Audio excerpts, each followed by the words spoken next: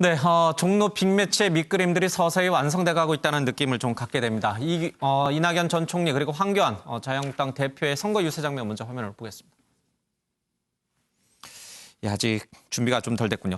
최은미 기자, 잠시 얘기를 좀 들었는데 둘 다 모두 이사를 해서 전셋집을 다 구한 거잖아요. 근데 그 전셋집을 구한 지역에 나름의 특징이 있다면서요? 네, 그렇습니다. 예. 이제 오늘 먼저 제가 황교안 대표부터 말씀을 드리면요. 오늘 소식이 전해졌는데 종로구 해화동이었습니다. 해화동에 있는 예. 한 아파트였는데 이 종로 안에서 해화동이라고 하면 사실 성균관대가 위치해 있고 대학로가 위치해 있고 이 지역 주민들의 적지 않은 숫자가 20, 30대거든요. 젊음의 거리죠. 예, 그렇죠. 그래서 실제로 과거 총선에서도 한국당이 조금 고전했던 지역입니다. 종로 안에서도. 그런데 이제 그 지역에 집을 얻은 거죠. 이유를 물어봤더니 아까 얘기하는 게 이 위치도 중앙이고 그리고 우리 당이 계속 열세였던 지역이라서 내가 이번에는 이 열세였던 지역부터 가서 거기서부터 한번 제대로 붙어보겠다라는 생각이라고 이야기를 했고요. 그런 측면에서 이제 이낙연 전 총리의 전셋집을 보면 이 종로 안에서 제일 서쪽인데 교남동이라고요. 이름은 좀 생소하실 수 있는데 그 종로에 있는 경희궁자이라고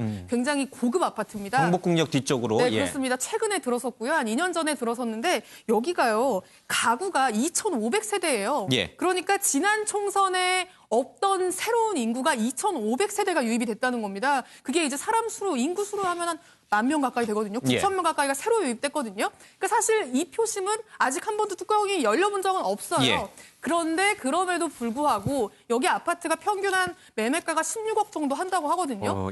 전세가도 만만치 않고요. 이게 부촌인데다가 뭐 평창동이라든지 이런 보수 성향을 내는 지역들과 좀 가깝고 그리고 이제 부동산 정책이 정부가 굉장히 강하게 드라이브로 걸고 있는 부동산 정책에 어떻게 보면 영향을 받을 수 있는 지역이기 때문에 이 연령대도 청장년층이 많지만 또 노년층도 많고요. 그렇기 때문에 이제 아무래도 여당 안에서는 뚜껑은 열어보지 않았지만 그래도 조금 어려운 지역으로 좀 꼽히는 곳인데 그래서 아예 지금 이낙연 전 총리가 이제 전셋집 구한 게 바로 이 경희궁 자유 안에 들어간 거거든요, 아예. 그래서 아예 그 안에서 직접 주민들과 이웃들과 부딪히면서 그들을 설득하겠다라는 작전으로 이제 이낙연 전 총리는 이제 한번 해보자 하는 것 같습니다. 사실 교남동이 과거에는 이제 좀 어르신들이 많이 살았습니다. 방금 최은미 기자가 얘기했지만 이제 경희궁의 아침을 중심으로 거기 오피스텔 대규모 아파트들이 굉장히 많잖아요. 그리고 그 길 건너편은 또 서촌이라 그래가지고 이제 요즘 또 젊은 사람들이 많이 찾는 거리인데 글쎄요, 나름의 특색은 좀 있는 것 같습니다. 종로 빅매치는 뚜껑을 좀 열어봐야 될 것 같아요. 여론조사상으로는 지금 이낙연 정치가 좀 우세한 걸로 나옵니다만은 그걸 안심할 수준은 아닌 것 같고. 일단 방금 최은미 기자가 아주 일목요연하게 설명을 잘해줬는데 지금 선거가 2달밖에 안 남았지 않습니까? 본격 선거전을 이제 앞두고 있는데 선거전이라는 게 남의 표를 가져와야 되는 거죠. 그렇죠. 새로운 지지층을 확보해야 되는 거고. 그렇게 본다면 지금 두 사람이 어디서 더 많은 새로운 지지층을 확보할 수 있을까? 지금 자기 표를 지켜가지고 될 일은 아니거든요. 확보하려고 본다면 황교안 대표 같은 경우에는 그동안 자기 열세 지역에 있던 그 회화동이라는 게 대학로가 있는 젊은 층의 거리 그리고 예술인들이 많지 않습니까? 연극 영화 쪽으로. 그래서 예술인들이 사실은 좀 진보적인 성향을 띌 때가 많죠. 통설적으로. 그러다 보니까 정말 저기는 나이 지지층이 아니면서 지지층을 많이 얻을 수 있는 곳. 또 이낙연 전 총리 같은 경우에도 최은미 기자 설명했듯이 새로운 인구층이 형성된 곳이기 때문에 거기는 뚜껑을 아직 열지 않은 곳이라 새로운 지지층을 또 확보할 수 있는 지역이고 서로 그런 곳에서 스킨십을 강화해가지고 지지층을 확보할 수 있다고 보는데 선거라는 게 스킨십이 중요하기도 하지만 또 하나는 비전이 중요한 거 아니겠습니까? 그 스킨십을 하는 과정에서 무슨 비전을 내놓느냐 이런 것들을 좀 지켜봐야 되겠죠. 두 후보의 이제 유세가 본격적으로 시작이 되면서 굉장히 치열한 신경전이 벌어지는 것 같아요. 특히 이제 여론조사에 굉장히 민감해하는 게 당연할 텐데. 그래서 그런가요? 이낙연 전 총리 측에서 유튜브 채널인 신의 한 수, 약간 이제 보수 극우적 성향이 좀 강한데 고발했다면서 이유가 뭡니까? 그렇습니다. 이제 불법 여론조사로 공정선거를 해치는 행위를 했다라는 게 지금 이유인데요. 이 신의 한 수는 얼마 전에 이제 황교안, 이낙연 길거리 여론조사, 황교안, 이낙연 지지율 밟았다 이런 내용을 방송을 했는데요. 이 여론조사가 이제 정식 여론조사 기관의 이런 조사는 아니고요. 한 유튜브가 서울 종로구 일대에서 이제 마음에 드는 후보에게 이 스티커를 붙이는 방식으로 조사를 한 게 있는데. 이거를 이제 인용을 했어요. 해당 유튜브는 이걸 삭제를 했는데 신의 한 수가 이제 이걸 인용을 해서 방송을 진행을 한 거죠.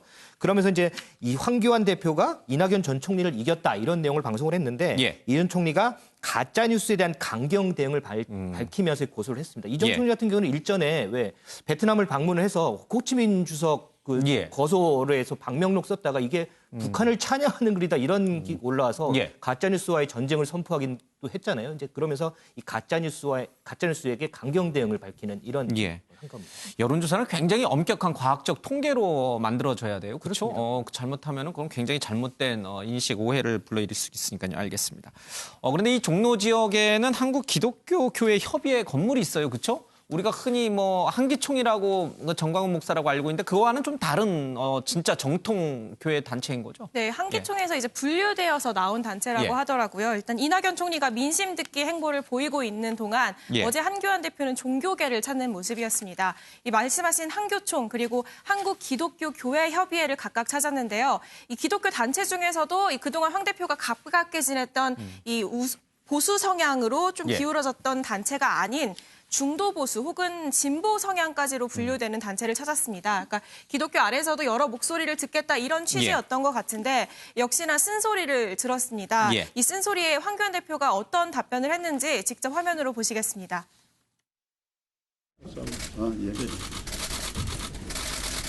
코로나 바이러스 때문에 모두가 다 불안해합니다. 야당에서 협력해서 빨리 일상으로 돌아가도록. 한교총이 참 교계도 여러 가지 어려움들이 많이 있었는데 중심을 잘 잡아주셔서 늘 고맙게 생각하고 있습니다.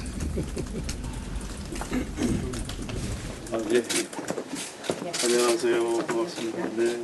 특별히 개신교계의 그 특정 세력들이 정치 집단화하는 과정에서 우리 한국교회의 정치 참여가 사실은 사회의 도마에 올라와 있고 우리 같은 교계가 균형을 좀 잘 찾아서 우리 사회의 리더로서의 모습을 보여드리는 것도 굉장히 중요하다고 생각합니다.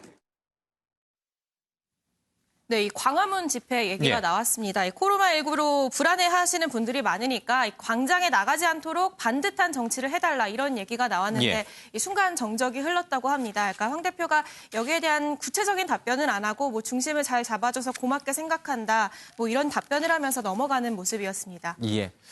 알겠습니다.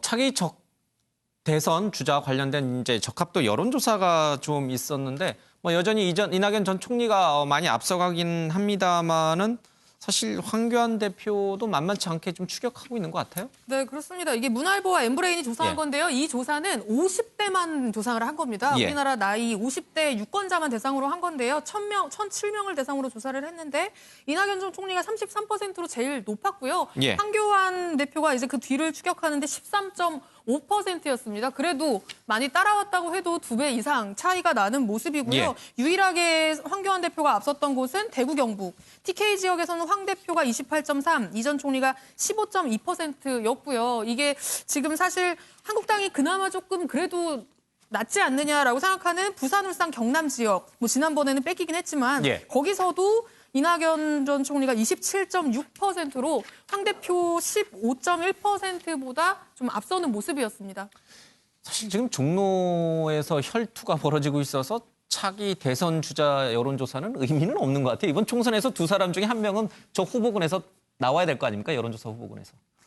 일단 뭐 지금 총선에 쏠리다 보니까 대선까지 뭐 지금 거론하기는 시간이 많이 남아 있지만은 두 분의 그런데 그 이 상징성, 정당 지지도에 미치는 영향, 그리고 선거의 프레임을 끌고 가는 또 무게 이런 것들을 감안한다면 저 여론조사가 총선에도 상당한 영향을 미친다고는 봐야 되겠죠. 알겠습니다.